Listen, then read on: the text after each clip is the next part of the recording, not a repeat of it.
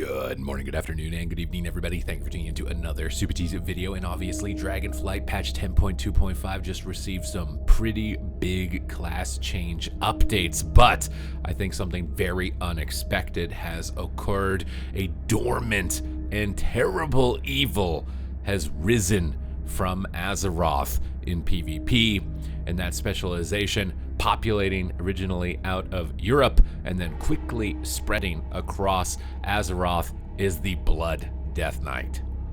In today's video, we are going to be investigating this great and primal evil as I faced it head on in the arena yesterday, with this team running an Arms Warrior, a Blood Death Knight, and a Preservation Evoker. I have fully hotted my team, and I am not entirely sure what to expect, so I'm preparing for the worst. I have activated my Tree of Life, fully hotted everybody, and prepared for their assault as they have death gripped me into their clutches. I was uncertain what to expect, but I will trade pretty much everything that I have to survive their first assault as they fire breath and purge every heal over time effect that I've spent so many seconds dearly trying to set up, and the pressure just continued to surmount every single attempt that I had to bring my players' team back into the fight. As you can see, our health bars constantly spiking. We're watching this at a replay on a slower speed. I was just unable to sustain them. You can see the Arms Warrior pushing numbers of almost up to 300,000 DPS, the Blood Death Knight sustaining at around 200,000 DPS, and that this was going to be a problem if it continued to be the case. As they continue to train me down, I use my Tranquility to try and pre-immune an incoming stun lock from my opponents,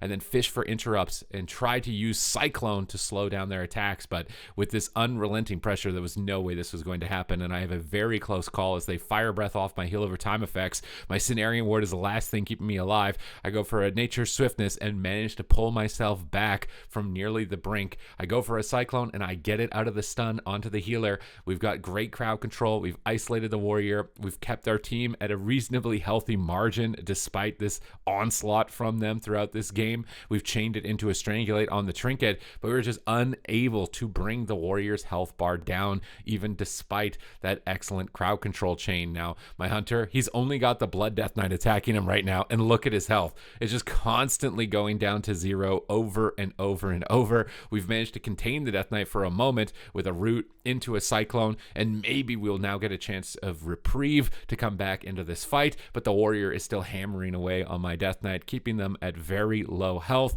We fake off the interrupt. We're going for Cyclones to remove the shroud that the evoker has just casted to immune incoming crowd control, to try and still leave some opportunities on the table for our team against this great menace of an opponent. But they're just continuing to train me down. They're splitting their DPS, and the Blood Death Knight is just soloing the Hunter this entire time. The warrior is soloing the Death Knight and cleaving me at the same time. Nature Swiftness is really unable to even fully recover me at this point. We're only 2 minutes into the game, and most matches at high ratings are lasting upwards of 10 minutes here. The warrior gets a double fear. Our Death Knight's isolated. We are praying that we're going to be able to get enough time here to get our Cenarian Ward going and extend it with a Swiftman.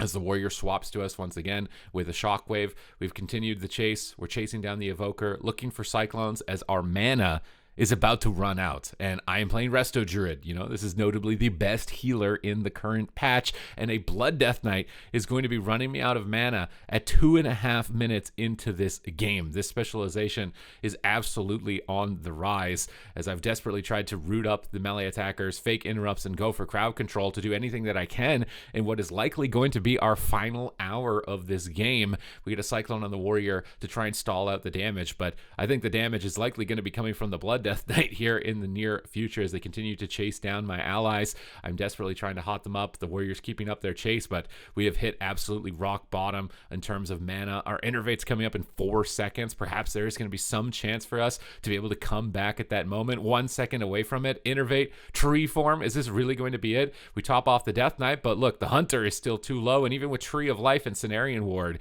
we are unable to keep their health bar going. The opposing healer still at 50% mana at this point in the game, and the Death Knight and warrior coming out on top. I absolutely could not believe the amount of pressure that this composition put out. This has to be one of the strongest and easiest to play comps available now since the most recent changes.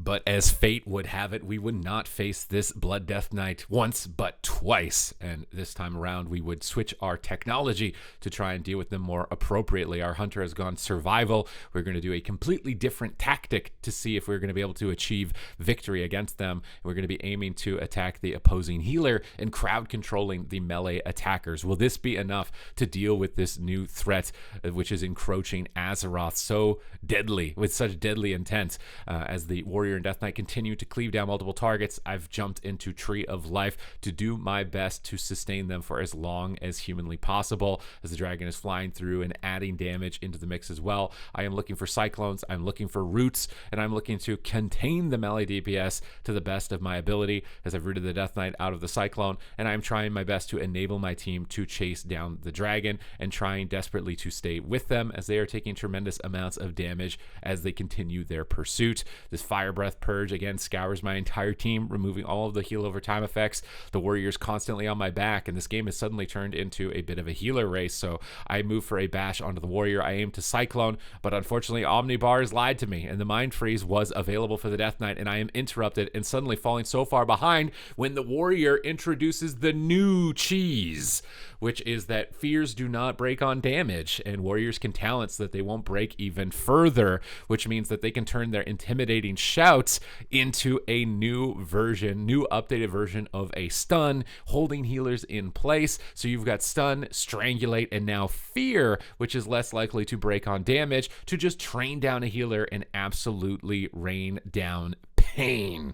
So if you're looking for a specialization to abuse, this is definitely going to be the one. It was one that I don't think anybody was expecting. With the meta shifts, I'm going to be releasing a tier list here pretty soon, going over all of the specializations, but this is one that has completely caught me off guard, was a total surprise, and it is absolutely going to be destructive to PvP if it is allowed to continue.